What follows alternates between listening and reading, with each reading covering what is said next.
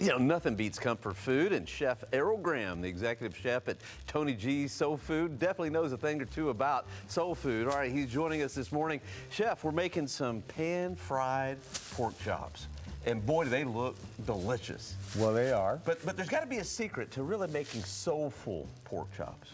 Well, the secret, and it's not really a secret. Let's just say it's a secret. Love.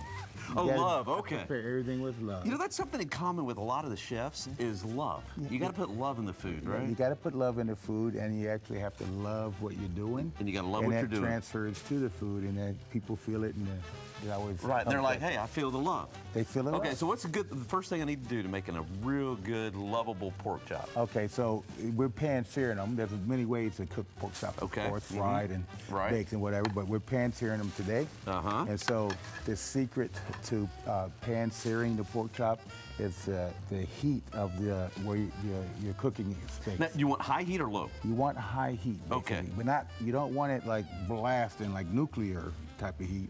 But you want it well, I hope not. Good and hot. I don't think my oven or my stovetop gets that hot. Right. So when you're searing something, the idea is to seal the outside with the flavor. Oh, so it seals the juices in. And the juices stay inside. Okay. So when you flip it, then it traps the juices. That traps the juices, and you don't have to worry about it being dry. Right. Okay. The last thing you want to do is overcook it. So what do we have here?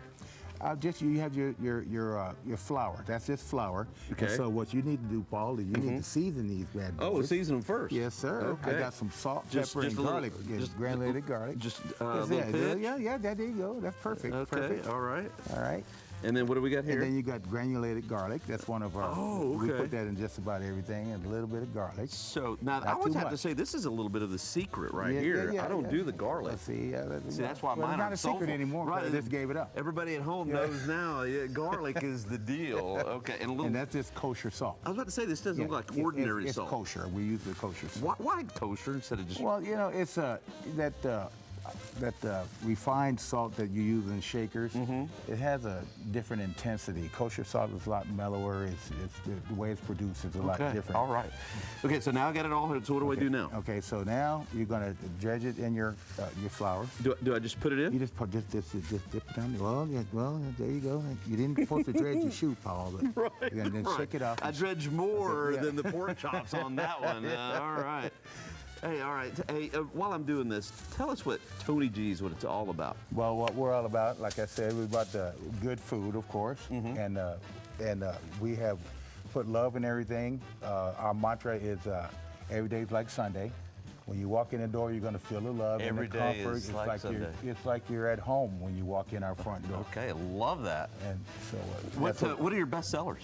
Well, the pork chop is one of them. That's why I brought it on. Okay. Oxtails is probably our #1 seller by far. But those take Oxtail? They take 4 hours to cook. So now, are those really from ox? No, it's a cow. Oh, okay. All right. That's what I thought. Yeah, do I put this in here, by the way? You can put that in. Okay.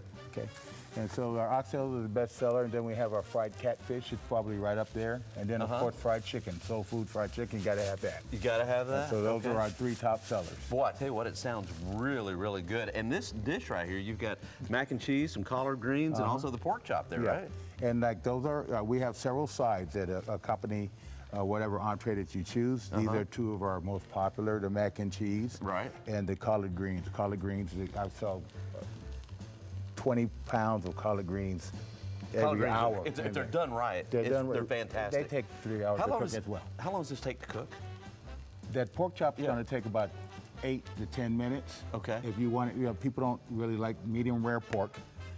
So you have to cook it all the way through. Okay. And that's why, you start with a high to medium heat. And usually the pork chop is a little bit thinner because I pound it out a little bit to make it thin so it doesn't take as long to cook. I tell you what, Chef, you're giving a lot of secrets away. Yeah, but they're still going to come in there because even though they have the secrets, nobody wants to really cook all of this at home. So they come in and I'm going to give you the love. You're going to have the comfort of Tony G's and the atmosphere. How do folks find you? Well, we're on 915 South Hackberry in the shadow of the Alamo Dome. You just come down Hackberry. When you pass this little school that's across the street, we're right there. Big old billboard, you can't miss us. All right. We have plenty of parking. We do a spectacular Sunday brunch. We are going to roll out our Friday, Tony G's After Dark, this coming April the 5th. Okay. It was very popular pre-pandemic. After the pandemic hit, we had to suspend it, so we're bringing it back. Okay. And we have live entertainment during that event as well. Well, you know what? You've got to go to Tony G's to find out what happens after dark over there at Tony G's. Go to the brunch. And I think you gave all the details. You don't need Google Maps. You don't need exactly Google Maps. Where Very easy to find. Tony G's. All right. Looks fantastic. I can't wait to taste a little bit about that. And thanks for making it soulful this morning. Thank you for having me, Paul. All right. Thanks for being on. All right. All right. Coming up, we're going to tell you about a local event.